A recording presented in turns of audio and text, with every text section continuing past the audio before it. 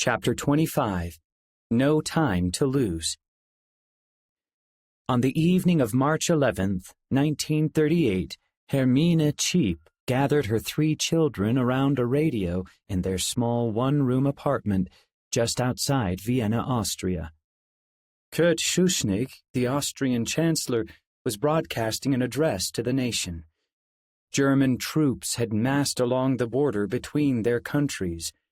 Unless the Austrian government agreed to accept the Anschluss, the union of Germany and Austria under Nazi rule, the German army would take their land by force.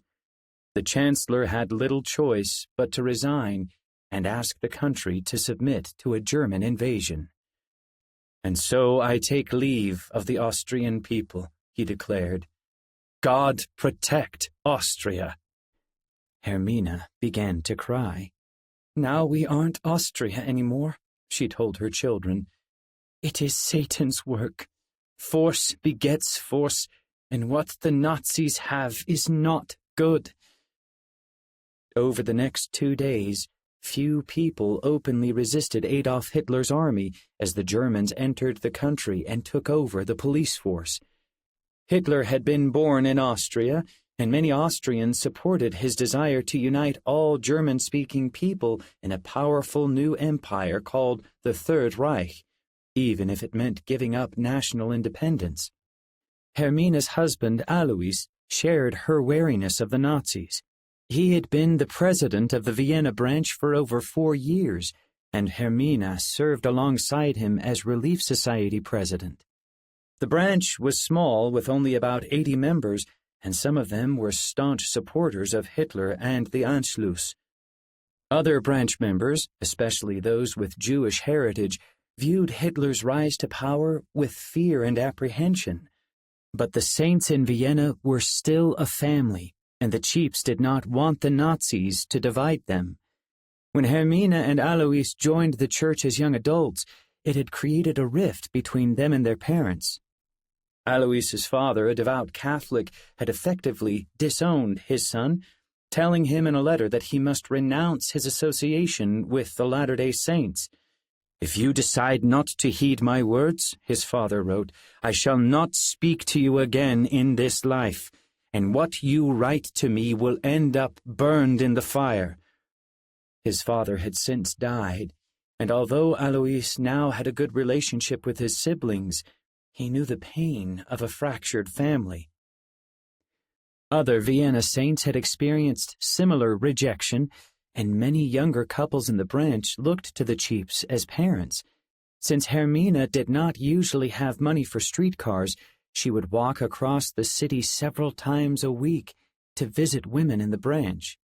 When someone from the branch had a baby, Hermine would bring the family food, help with cleaning, and take care of the older children. Alois, meanwhile, traveled by bicycle, often heading out to attend branch business after finishing work at 7 o'clock each night. 3 days after Chancellor Schuschnigg's speech, red and white Nazi banners with black swastikas lined Vienna's streets. Since Alois worked for a large German company, he and his co-workers were ordered to leave the shop to form a guard of honor as Hitler and his troops paraded through the city. As Alois stood in the crowd, he could barely see Hitler's gray convertible as it rolled down the street, surrounded by police cars and armed soldiers in crisp uniforms. All around Alois, the people cheered, raising their right arms in the Nazi salute. The next day, Alois joined thousands of his fellow citizens as they crowded into the Heldenplatz, or Heroes Square, just outside Vienna's Hofburg Palace. Hitler strode onto the palace balcony and declared, "I can announce before history the entry of my homeland into the German Reich." As the crowd surged, shouts of "Heil Hitler!" filled the square. Alois realized he was witnessing a pivotal moment in history. How these events would affect the saints in Vienna remained unclear. On the other side of the world, 23-year-old Chie Terazawa was discouraged. For nearly a month, she had been serving as a Japanese-speaking missionary in Honolulu, Hawaii. Although her parents were from Japan, she had been born and raised in the United States and did not speak Japanese. In fact, as she studied the language with other missionaries, she often berated herself for not picking it up more quickly. Almost every day was a struggle, and she pleaded with God to loosen her tongue. Nearly 3 years had passed since President Heber J. Grant felt prompted to open a mission among Hawaii's large Japanese population. While he and his counselors had been eager to resume missionary work among Japanese speakers, one former mission president to Japan advised against it. He believed too many cultural barriers stood in the way of success.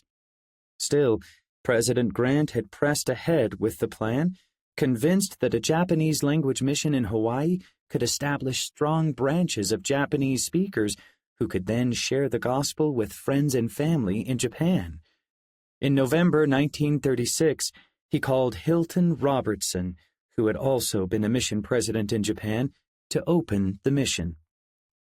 President Robertson and his wife Hazel moved to Honolulu, and 3 elders from the United States soon joined them.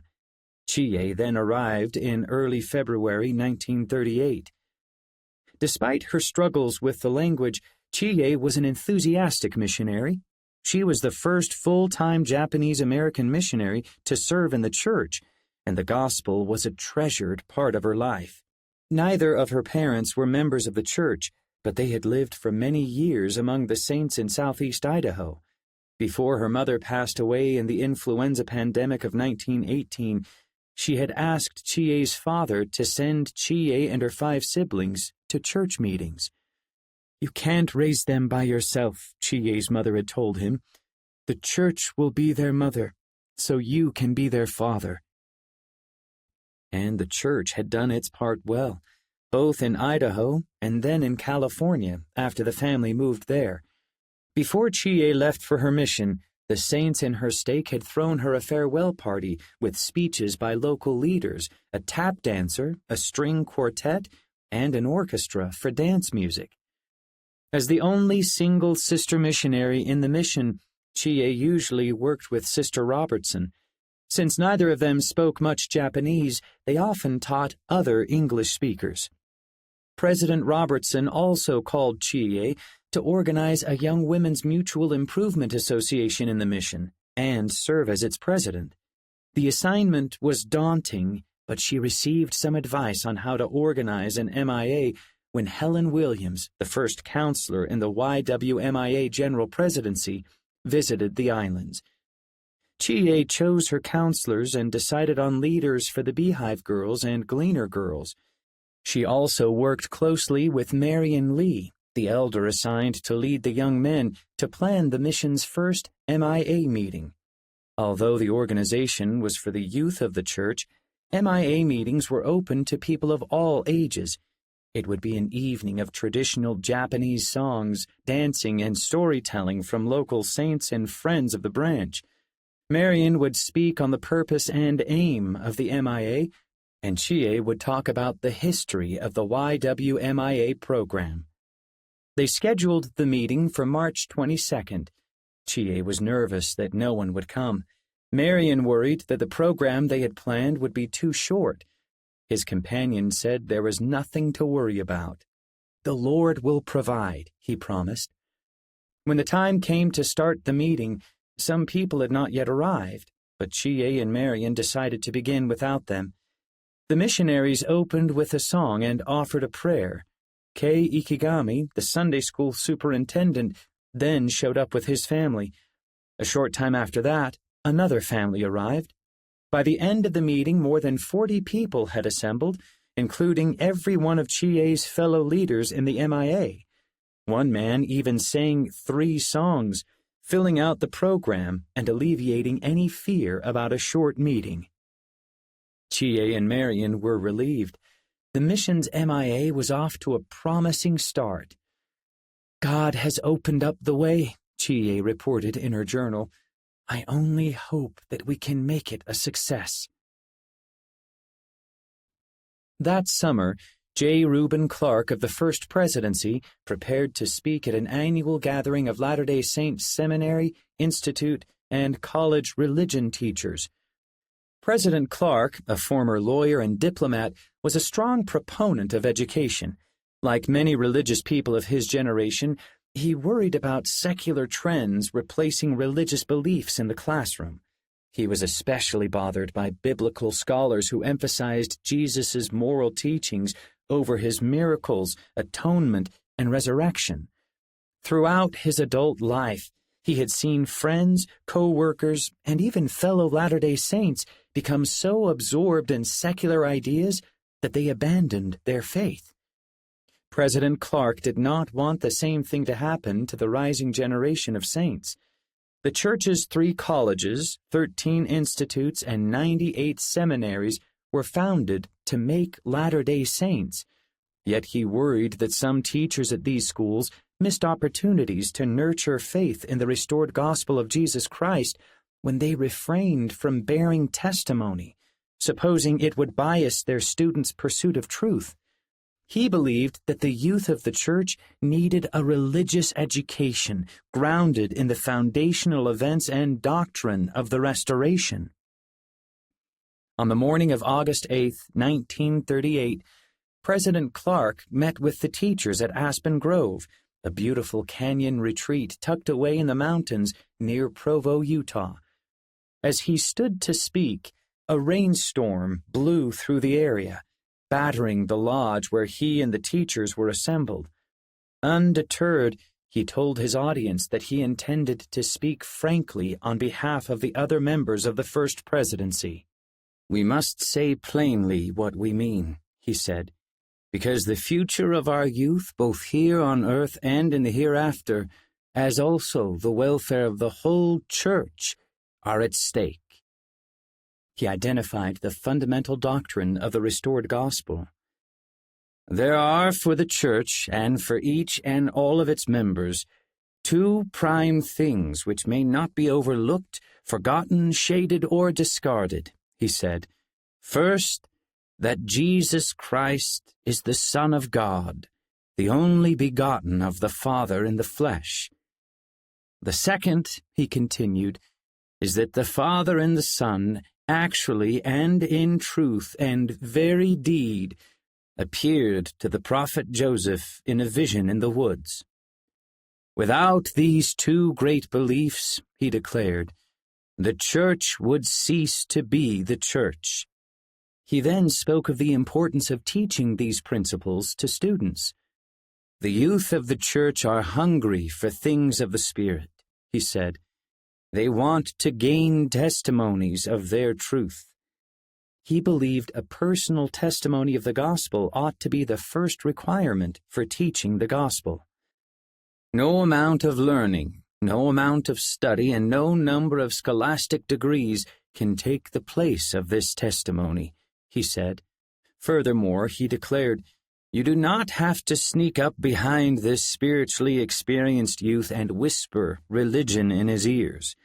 You can come right out, face to face, and talk with him. You do not need to disguise religious truths with a cloak of worldly things." As rain beat against the windows of the lodge, President Clark urged the teachers to help the First Presidency improve religious education in the church. "You teachers have a great mission," he testified.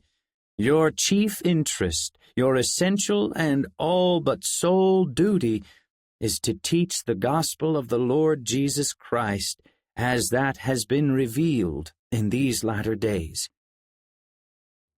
After the speech, some teachers objected to the course the First Presidency had charted for church education, believing it restricted their freedom to teach as they thought best.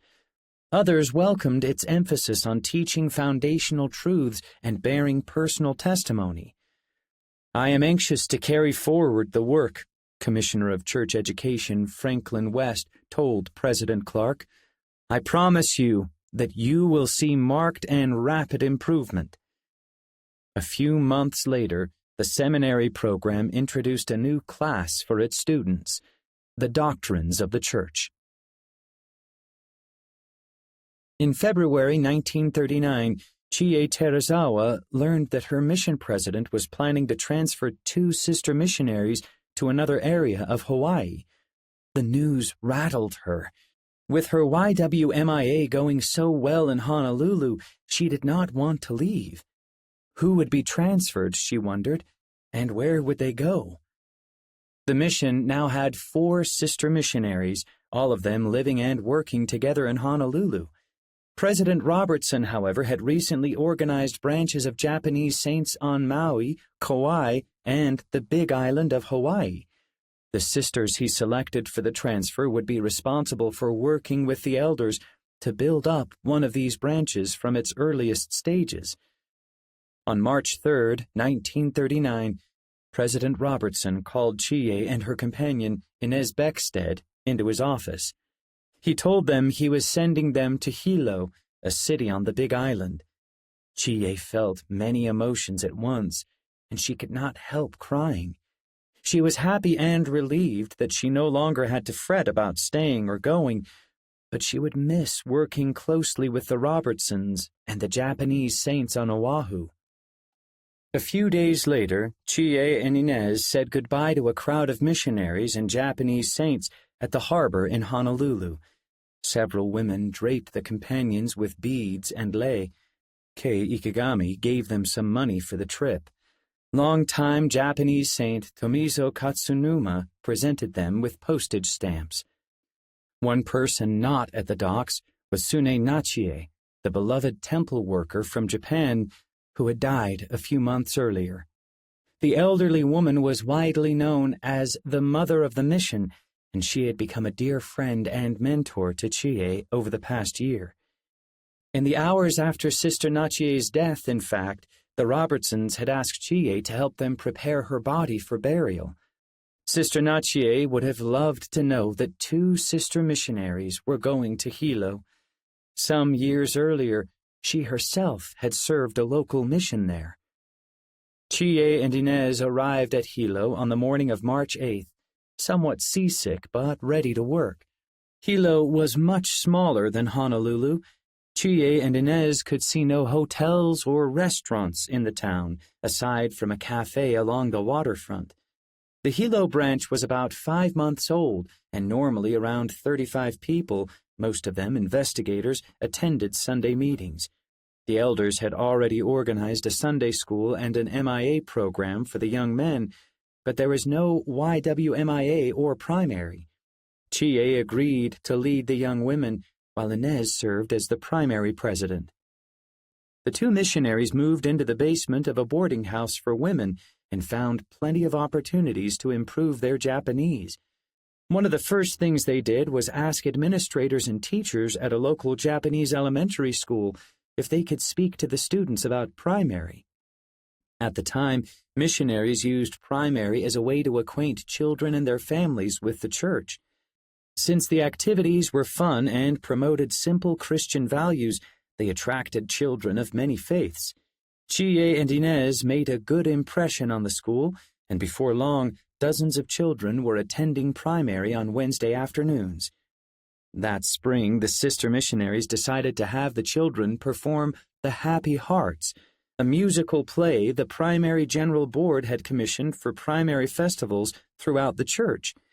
In the play, a king and queen of an imaginary land teach children why unpleasant things like rain, eating vegetables, and early bedtimes are in fact good for them. When Chie and Inez were not knocking on doors, studying, or meeting with investigators, they could often be found practicing songs, sewing costumes, assembling props, or pleading with parents to send their children to play practice. The Hilo saints and the elders helped as well, rounding up the absent children, making sets, and assisting with rehearsals. 9 days before the performance, the rehearsal was a disaster. "What a mess," Chie wrote in her journal. "But I do believe it will be all right. At least here's hoping." Later rehearsals went better, and as the day of the performance neared, everything started to come together. The missionaries advertised the festival in the newspaper and finished sewing and mending costumes. Tamotsu Aoki, a local businessman who was investigating the church with his family, agreed to serve as master of ceremonies. On the morning of the performance, Chie woke up early and helped gather flowers, ferns, and other plants to decorate the meeting house stage. Then, as the saints and elders set up chairs and arranged the scenery, she rushed to get the children in costume and makeup in time. By 7 o'clock in the evening, about 500 people had gathered for the performance. To Chie's relief, the children played their parts well. She and Inez were thrilled that so many people had come to the meeting house to support the primary. At the end of the musical, they all listened as the young cast sang in unison, "Where is the land of happy hearts? Here and everywhere. There are wide and shining roads for you, or a little lane or a trail will do, to lead you surely there." In the summer of 1939, 11-year-old Emmy Cheap and her siblings, 15-year-old Mimi and 12-year-old Josef, were enjoying a vacation in Czechoslovakia, a country just north of their home in Vienna, Austria. The children and their parents, Alois and Hermina, had visited family there several summers since the death of Alois's father. They stayed with two of Alois's brothers, Heinrich and Leopold, and their families in Moravia, a region in the central part of the country. Like Austria, Czechoslovakia was Nazi-occupied territory. Shortly after the Anschluss, Hitler's army had seized the Sudetenland, a Czechoslovak border region with a large number of ethnic Germans. Although many Czechoslovaks wanted to defend their country, the leaders of Italy, France, and Great Britain hoped to avoid another large-scale war in Europe, and had agreed to the annexation.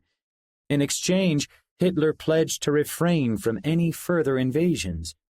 Within a few months, however, he had broken his agreement and seized the rest of the country. To Emmy, the conflict seemed far away. She loved being with her extended family. She enjoyed playing cops and robbers with her cousins and splashing around with them in a nearby stream. When her parents had to return to Austria partway through the summer, she and her siblings stayed in Czechoslovakia a few weeks more. On August 31st, 1939, the Cheap children were just sitting down to lunch when their Uncle Heinrich burst into the room, his face flushed. "You have to go now," he exclaimed. "There is no time to lose." Emmy was confused and frightened. Her uncle told them that Hitler seemed to be planning something. Orders had been issued to close borders, and the 1 o'clock train passing through their town could be their last chance to return to Vienna. Catching the train might be impossible, he said, but the children had to try if they hoped to get home to their parents. Earlier that morning, Emmy and her siblings had put all their clothing in a tub of soapy water for washing. Their aunt and uncle helped them wring out their clothes before tossing them, still wet, into a suitcase. Then they dashed to the train station on foot. The station was a mass of frantic people, all of them jostling to get out of the country. Emmy and her siblings crammed themselves into the train and immediately found themselves surrounded by scores of hot, sweating passengers. Emmy could barely breathe. When the train stopped at villages along the route, people threw themselves at the train's windows, screaming and trying to climb in, but there was no room. It was dark when the train finally pulled into Vienna. Full of tears, the Cheap family rejoiced that they were back together. Instead of returning to the tiny apartment where Emmy had spent her whole life, they went to a new apartment on Taborstrasse, a beautiful street in the center of town. For years, Alois and Hermina had wanted to find a better home for their growing family, but their low income, a housing shortage, and political controls over assigning apartments had made that impossible. Then the economy improved after the Anschluss, and business increased fivefold at the company where Alois worked.